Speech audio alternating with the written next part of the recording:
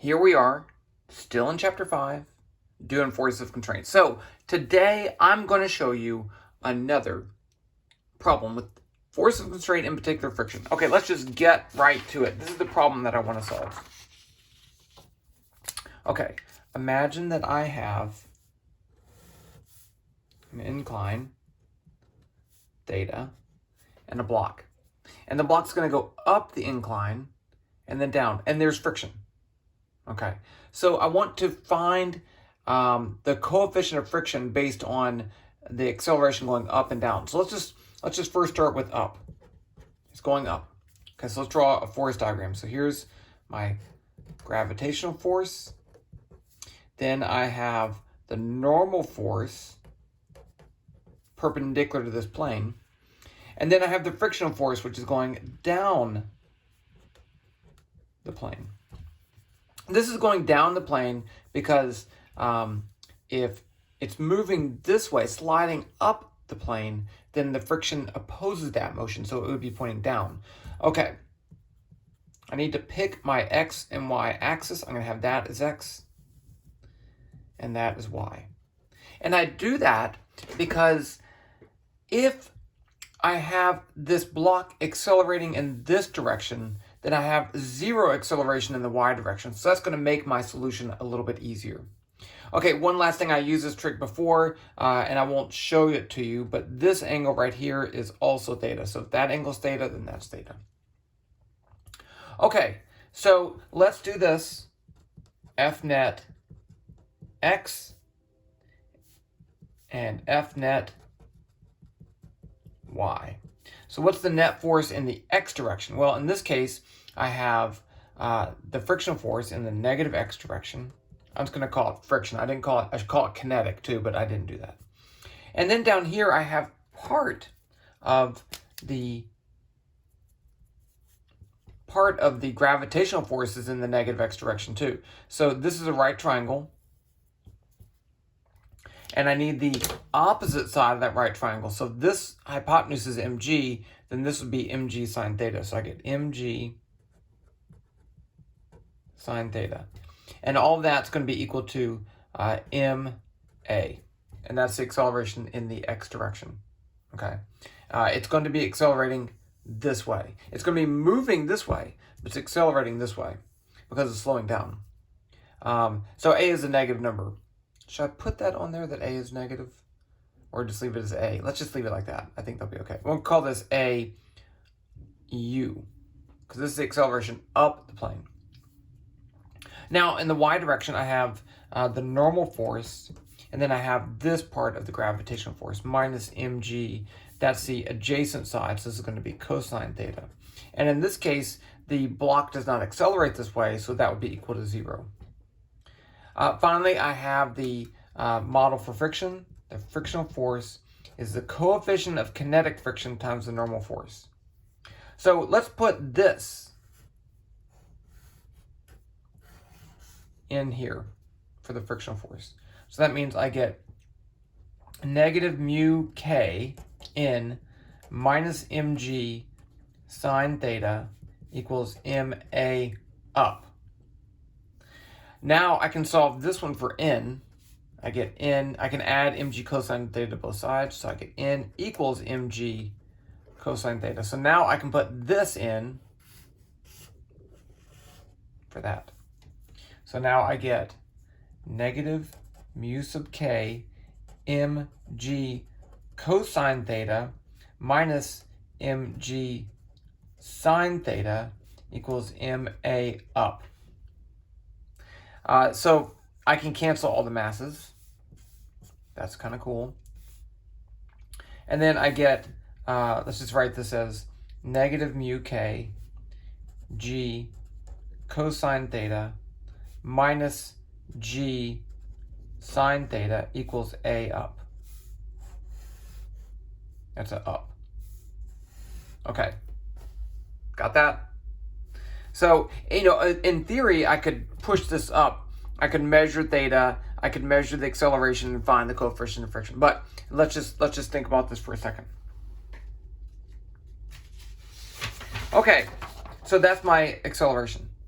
It's going to be negative because g is 9.8 and all these things are negative. They're negative, so that is good, right? Because it's going to be accelerating that way.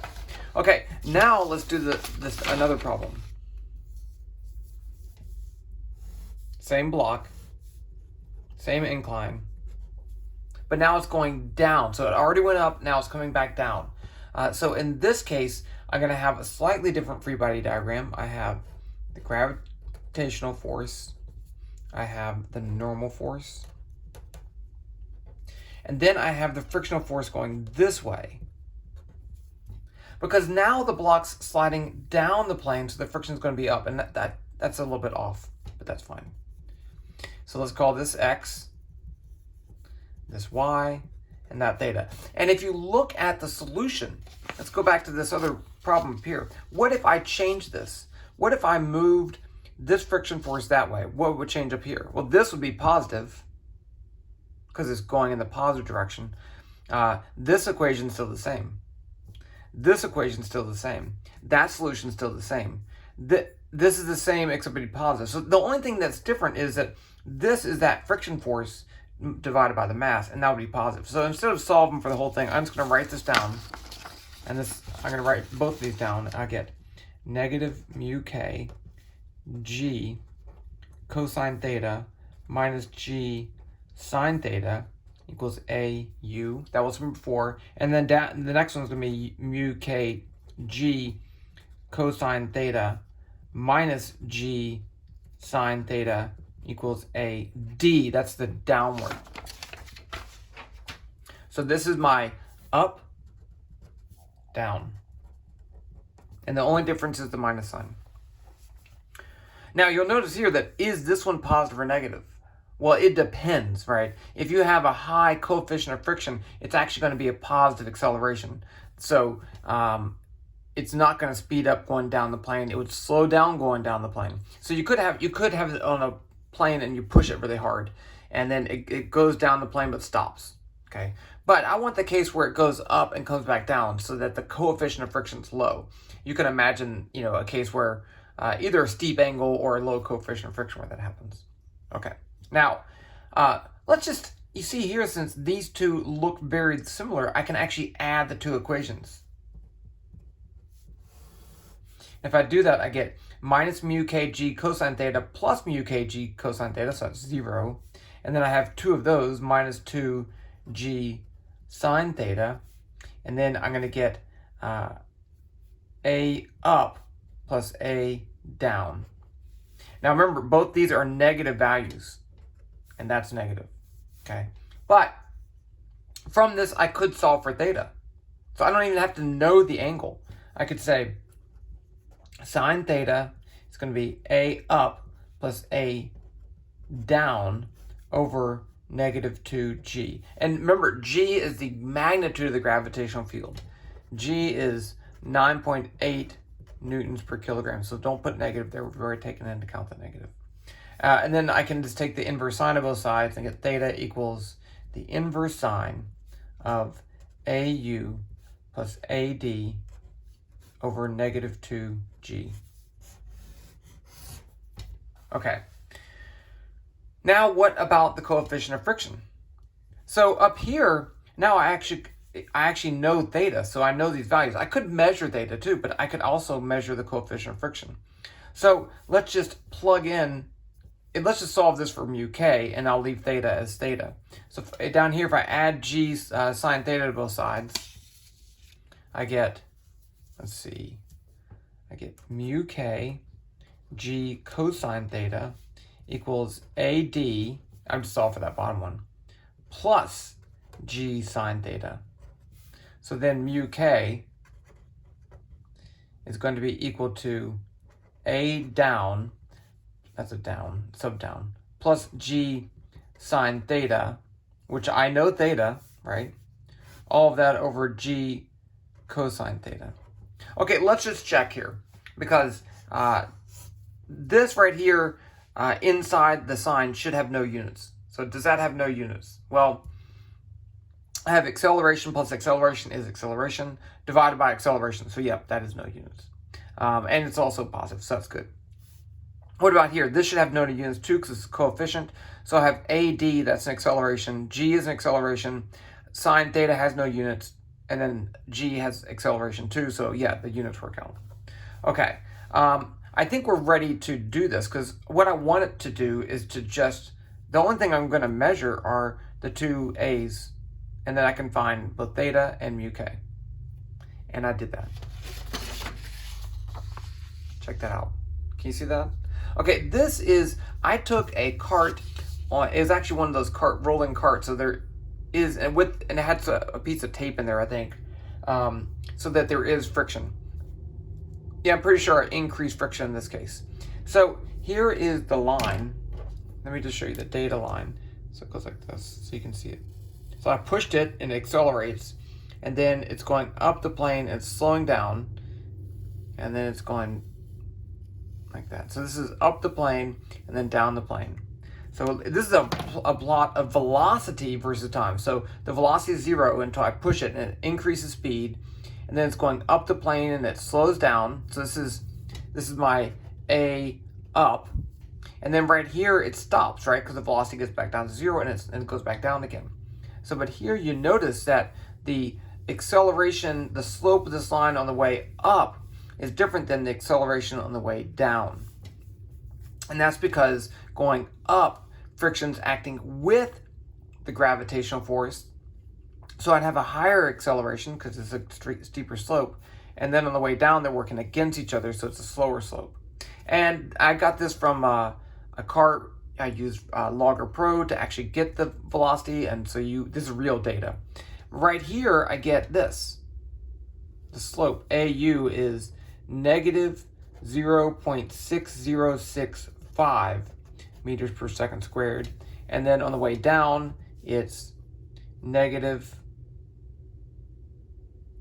0.2442 meters per second squared. So I know that A up and the A down. There's a mosquito in here. Okay, so now I just need to put that in right here and put that in right there. And I'm going to do this on my computer.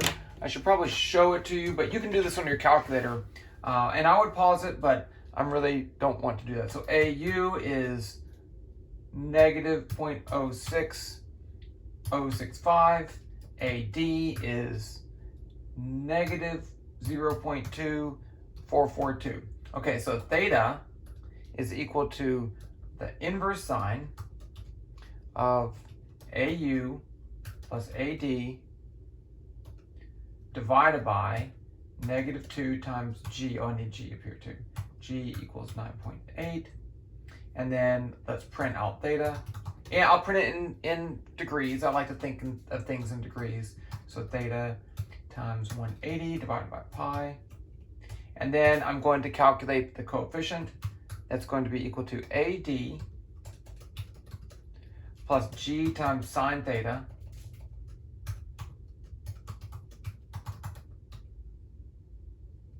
divided by G times cosine theta. Okay, I'm running it right now. Here we go. So I get theta is, oh, did I mess up? Well, I get theta is 0.89 degrees. That's good. I'm okay with that. But then for mu, I get negative 9.36 times 10 to the negative 3. That seems not good.